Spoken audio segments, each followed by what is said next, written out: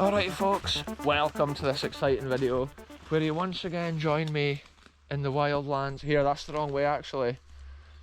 Before I clicked record, I've just made the signal to go this way, but I just realised I made an error. We need to follow this wall. So yeah folks, welcome to this episode. We're actually continuing this adventure on from the last episode that we saw. That yeah, you might have saw. And today I was going to follow that dike line along there, but I just realised it's actually this dike line. We need to basically keep going through this forest. Today we're joined by the channel DJ once again folks, and it's just a mad scene out here. Currently we're negotiating this landscape to document the Lour monument on the hill, and it's been a location that we've thought about going to and tried to get to a couple of times, just like it's hard to find somewhere to park.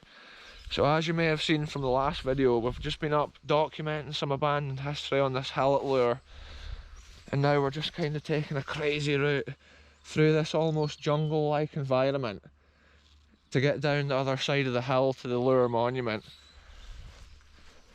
So yeah, let's get into this adventure folks. It's so cool exploring places you've never been before, and you never know what you're going to see around the corner. It's just crazy wee nuggets of history and stuff.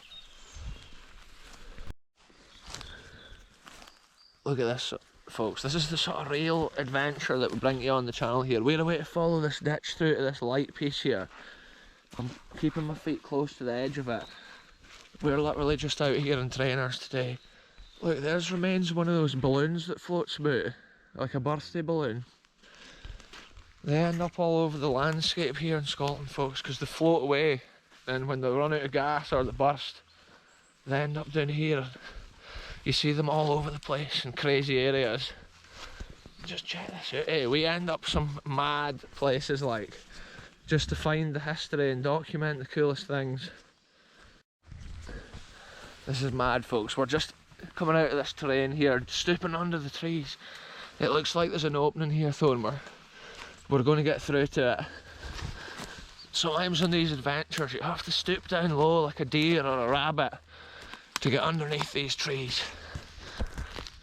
Wow. Look at this. This is true wild Scotland folks, where nobody even goes. The places that nobody even sees. Wow, here it is. Up in the horizon. This magnificent, massive ancient monument folks. That's what these adventures are all about.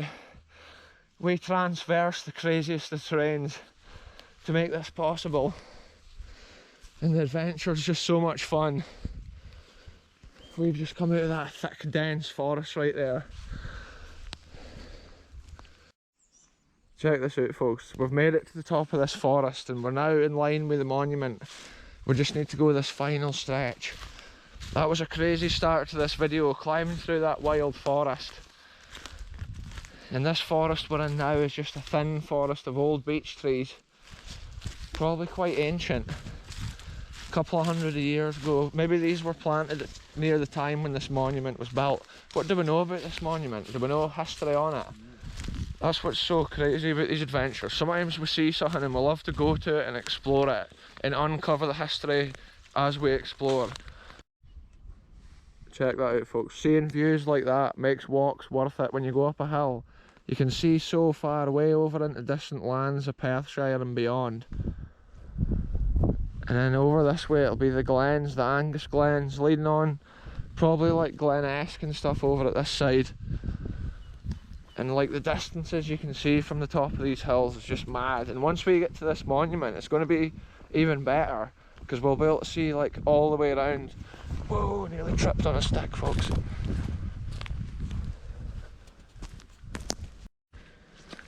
Here we go folks, we're now in the agricultural lands here of Angus.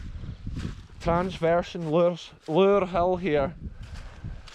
And the monument is on the horizon behind these trees. I love adventures like this when you don't even have an exact route of how to get there. Sometimes you just have to go plan the route as you see it and just try and pick the best terrain you can to make your way up. Finally we've made it. Just so cool. Check it out, folks, it's absolutely massive. It looks like it's round with the battlements on the top. See, now it actually looks like it's got some sort of like GPS mast on it or something. It looks like the kind of masts that's used in agriculture these days for the tractor steering. Yeah, this view all around us is just crazy. I can't even take it all in because there's so much to see from a high vantage point like this. And then this crazy bit of history, we've never seen it before on the channel. And it's so cool to keep documenting stuff like that every week. Crazy locations and wild bits of land like this that's difficult to get to. And I can come up here and document it for the world to see. Share the old history of Scotland before it's gone, before it's lost. Because places like this just get pounded from the extreme weather on the hill here. The rain, and as you can maybe hear in the audio, the wind which often blows over places like this. In the winter as well, the frost and snow can damage stones. This is so much bigger than what I thought it was even going to be.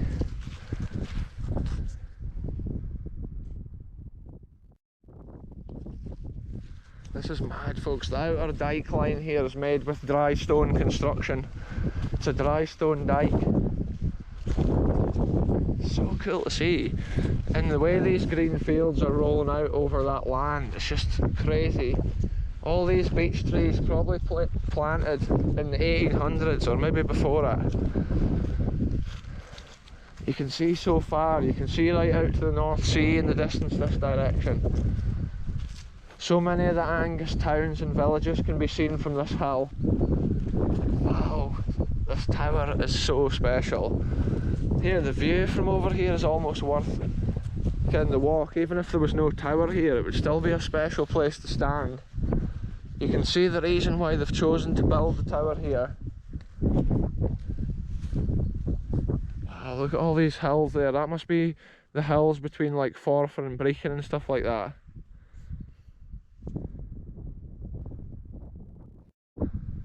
Check this out, folks. We've made it into the perimeter of this ancient historical wonder here on the hill. And look at this, the old stone flagstones here on the ground.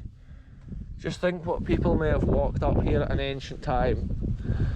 Kind of what I love, that detail where the big stones lead up to the door, the big steps, and then at the side it's got these smaller steps.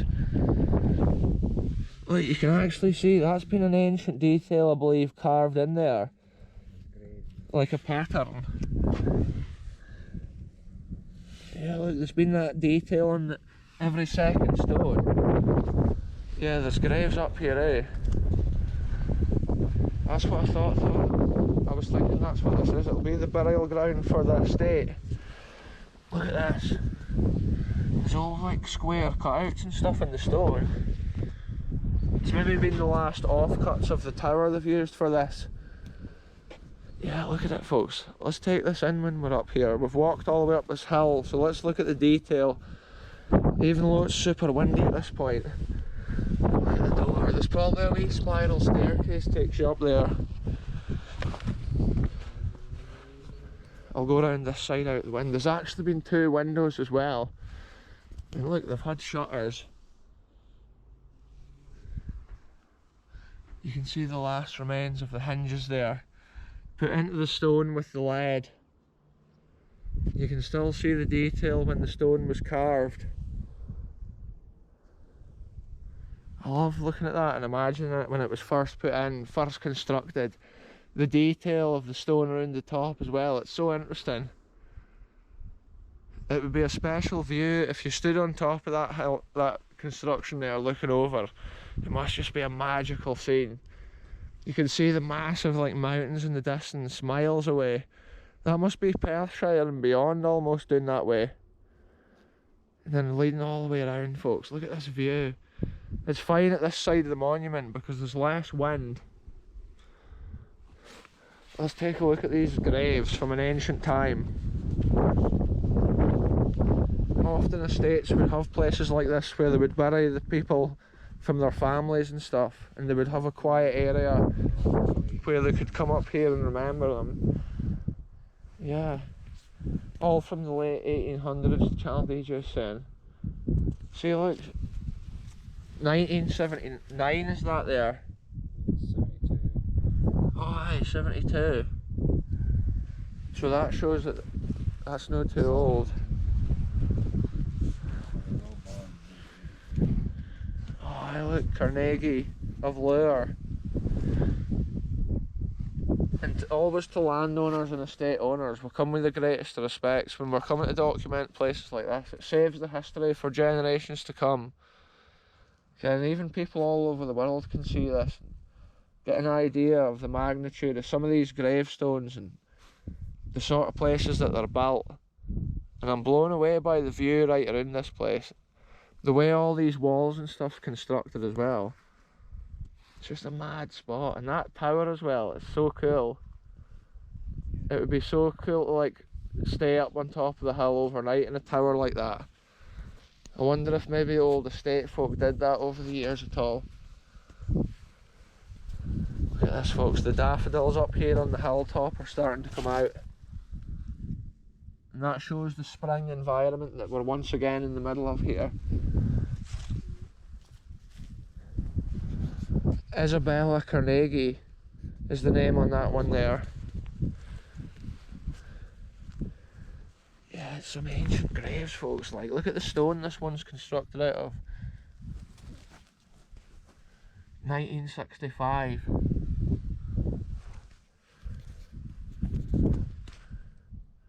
Violet Carnegie, folks, that one there. So it must be the Carnegie family. Patricia Carnegie. Yeah, 1925 that is there. So it's interesting, the Carnegie family here, folks. It must be the Lour estate. And what an incredible adventure it's been to come up here onto the hill and document this. Look, I've just noticed there's a little hole leads in through the wall there. Can you see anything in there interesting? Oh, look at the stone carving there on the steps. Look at that detail of the stone there, folks. Whoa, it's so windy around here. What can we see? Pitch darkness in there, folks.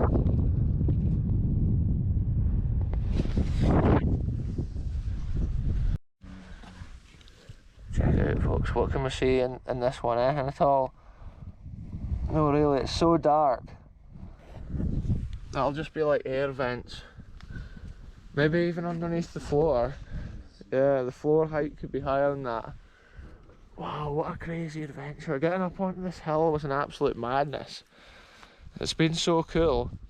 I just love spots like this when you can picture the old history of Scotland and get an idea of the generations on this estate here that's been buried, overlooking this incredible view. Was that somebody shooting? We just heard a gunshot, I'm sure, right there, folks. Shotgun. Let's head on back out of here anyway. And on this adventure, folks, we need to try and make our way out of this absolute madness, and we'll have to avoid the timber felling operations which is going on. Also on estates like this, they could be shooting, so we're always just like vigilant. Yeah, this is mad. It's a shame it's so windy at this side, but look, you can see the detail of the door. Look, it's had this big metal bit on it.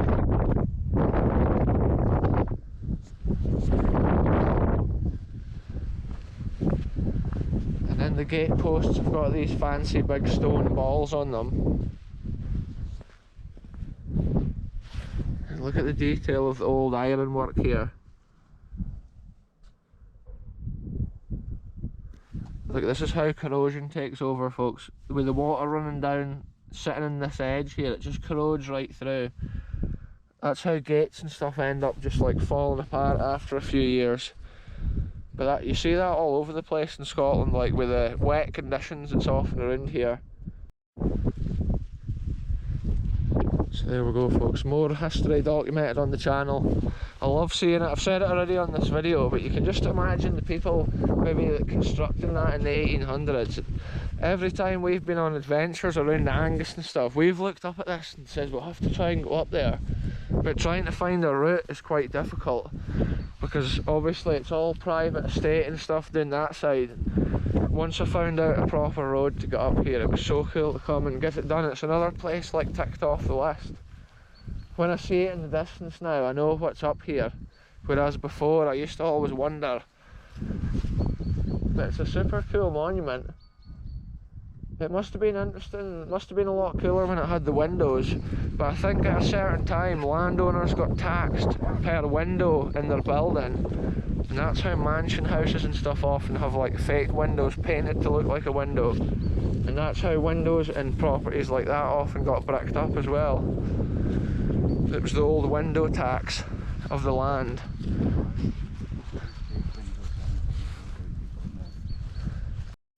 Look at this, folks, at the edge of this forest. Look at the old gate stone there with the bits cut out of it. It's crazy sometimes, little details like that. Imagine how old that is. It's like it's had posts or something into it. Yeah, the forestry operations are going on up here, so we're just scouting around the edge. Right folks, we'll head to 180 there. This is how these adventures can change. We're avoiding the forest operations, but also we've just noticed there's a boy with a chainsaw in the middle of that field there. So we had to kind of come out, and now we're going to follow this dike line through this crazy forest. Sometimes this is how you find brand new history and stuff that you've never seen before. So I'll keep you posted, folks. Next time something extreme happens.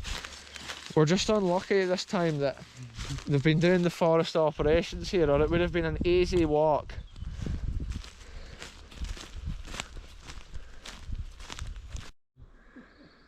Check this out, folks. We followed this dike line from the monument all the way around until we've gotten to this secondary dike line, and this is our route up out of this forest.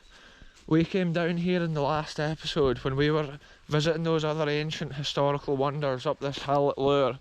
But in this episode we're way ahead, a completely different route off the hill.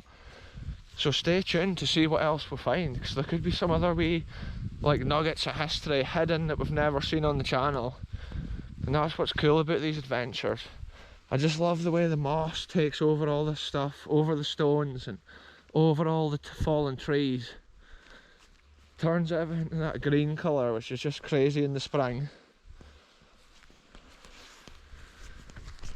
Check it out, folks, that's old dry stone dike construction, which has been all over this land before the forests were planted, maybe a couple of times ago. Check it out, folks, we're back up at this end of the forest where the forestry machine's working. This is where all the timber's stacked up for the road, like for the trucks to come in. Wow, what a mad adventure this is. The places we go, there's often not even any paths or ways to get to them. I think with this estate, it's quite like, they don't like people kind of traipsing about on it, so that's how it's even more difficult to get to that. So check it out, folks, we're out onto this forest road and we're heading straight up this way, and I think this road connects down to where we're parked at the village, roughly. It's kind of a different road to what we came. But there's an old like phone building and stuff just there, and if you want to see that, go back to the last episode. Again, we're heading the opposite way from all that. And that old chapel building stuff we saw in the last video too, it's doing that direction. This has all been kind of newly planted around here. Places like this, it's constantly like getting done with forest operations and stuff. I think the price of timber is quite high just now in Scotland, so there's a lot of clear felling going on. But it's mad how much the landscape changes just with the falling of the trees. Like, places can just look so different. Often history gets uncovered as well. Again, there's things out in the open which at one time had been hidden from the trees for so many years. Look at that, folks, somebody's been popping off a shotty here for sure. Probably shooting some game, deer or anything, pheasants. There's always that sort of stuff going on in these Scottish estates. Now we've come down the back of this hill and we're getting an incredible view over the land as we're walking down. And it looks like there's some old like shed in the middle of the fields down there, but places like that it's impossible to get to because it's like crops and all the fields and stuff. But it's interesting to see often things like that in the distance when you're up a hill. You can see so far and you can see so much. Also at this side of the hill is two massive wind turbines, which shows the modern kind of way of controlling, getting energy from the wind. There's just windmills all over the place here nowadays in Scotland. This is some crazy track. It looks like some mountain bike track or something. Look at this, folks. Not for the first time on this adventure we've ended up in a dense kind of forest. But it's kind of strange in Scotland. Every forest's got a different character. And this one's more of the straggly trees and quite open, whereas the other forest we were in, it was grassy and mossy. But from the way these are planted, it looks like they were planted in the 40s. It's almost like the ground was ploughed there before they were planted, but also from the size of them here. These were probably planted at the end of the Second World War. Check out that there, folks. That's one of those lookouts for the gamey or whatever when he's shooting. He sits up there looking over the land, and if a deer or something runs down through, pop pop. That's how he gets it. He could sit there for hours probably. But they're all over the land in Scotland. When you're on adventures, you just see stuff like that everywhere. You just hate to hope the gamey's no sitting up there away to open fire as you come past.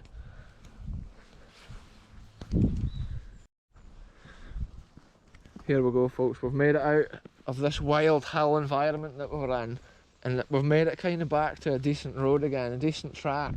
And hopefully, if we've done our map reading correctly, this should join back with where we originally started, like the last episode at the bottom of the hill. It's been mad to see all that stuff up on this hill here at Lour. For so long we looked up in the distance at that monument and always wondered like what was up there on the hilltop. So it's been so cool today to come and see it and record it. And then all the other stuff we've seen along the way, it's just mad. Different sort of forest landscapes throughout. Crazy kind of stone terrain as well, and hill terrain. And then all that timber operations going on up there as well. It's such a big hill. There's been so much history and stuff going on over the years. It was cool to see all that.